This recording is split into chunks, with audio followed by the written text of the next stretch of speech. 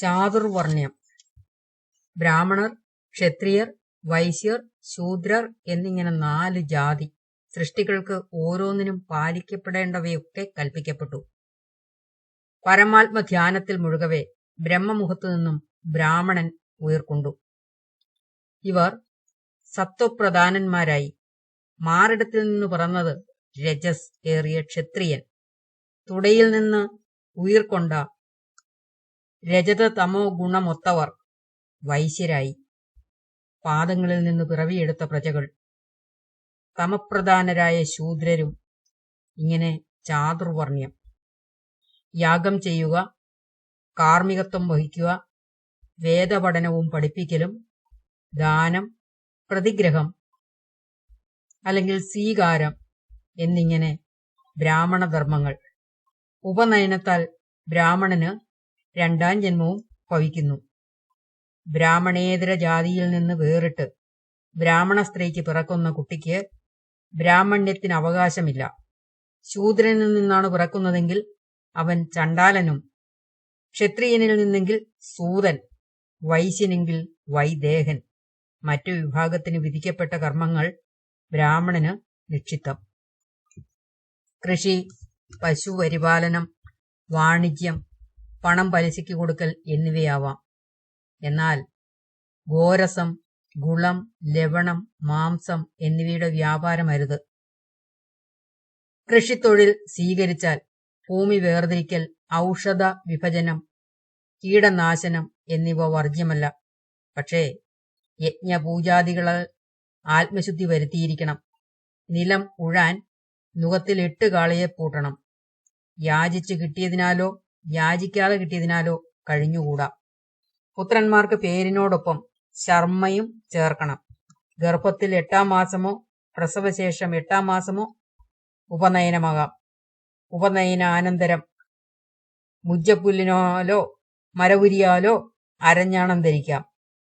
ബ്രഹ്മചാരികൾ തോല് ധരിക്കണം.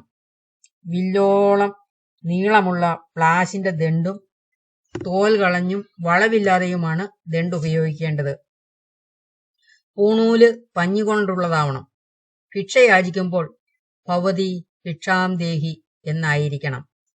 എല്ലാ ജാതിയിൽ നിന്നും ഓരോ ഭാര്യമാർ ബ്രാഹ്മണർക്ക് വിധിക്കപ്പെടുന്നു. ധർമ്മകാര്യങ്ങൾ സ്വജാതി ഭാര്യയ്ക്കൊത്തു മാത്രം. ക്ഷത്രിയർ.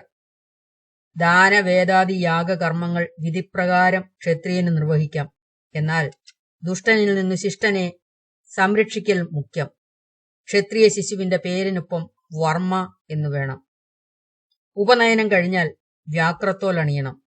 നെറ്റിയോളം പോന്ന അരയാൽ ദണ്ഡും വഹിക്കണം. ഭിക്ഷ യാചിക്കവേ വേണ്ടത് ഭിക്ഷാം ഭവതി ദേഹി എന്നും. ബ്രാഹ്മണ സ്ത്രീ ഒഴിച്ച് 3 ജാതിയിൽപ്പെട്ടവരെ വേൾക്കാം. വേൾക്കുമ്പോൾ ക്ഷത്രിയ സ്ത്രീ ശരധാരി ആയിരിക്കണം. വൈശ്യൻ. കൃഷിയും പശുപാലനവും കച്ചവടവും വൈശ്യധർമ്മം. വൈശ്യനിൽ നിന്ന് ബ്രാഹ്മണ സ്ത്രീക്ക് പിറക്കുന്നവൻ വൈദേഹൻ. നാമത്തോട് ചേർന്ന് ഗുപ്തനും. ഉപനയനാനന്തരം വൈശ്യ ബ്രഹ്മചാരി ആട്ടിൻതോലണിയണം.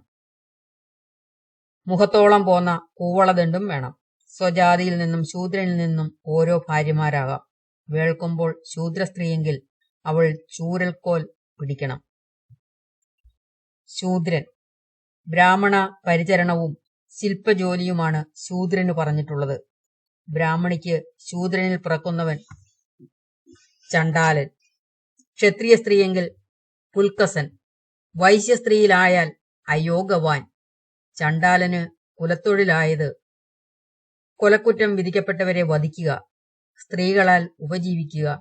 പുൽക്കസന് വേട്ടയാടലും, അയോഗവാന് തൊഴിൽ രംഗത്തിറങ്ങി അഭിനയിക്കുക, ശില്പവേല എന്നിവ. ചണ്ഡാലന് വാസസ്ഥലം ഗ്രാമം വിട്ട് അകലെയാകുന്നു. ശവവസ്ത്രം ഉടുക്കുന്ന അവൻ മറ്റുള്ളവരെ സ്പർശിച്ചുകൂടാ. ബ്രാഹ്മണർക്കു വേണ്ടി മരണപ്പെടുന്ന ചണ്ഡാലന് മോക്ഷം ഭവിക്കും. ശൂദ്രന് പേരിനോട് ചേർന്ന് ദാസൻ വേണം. ഭാര്യ പറഞ്ഞിട്ടുള്ളത് സ്വജാതിയിൽ നിന്ന് മാത്രം. ഇത് അഗ്നിപുരാണങ്ങളിൽ പറഞ്ഞിരിക്കുന്ന കാര്യങ്ങളാണ് നമ്മളിവിടെ പറയുന്നത്.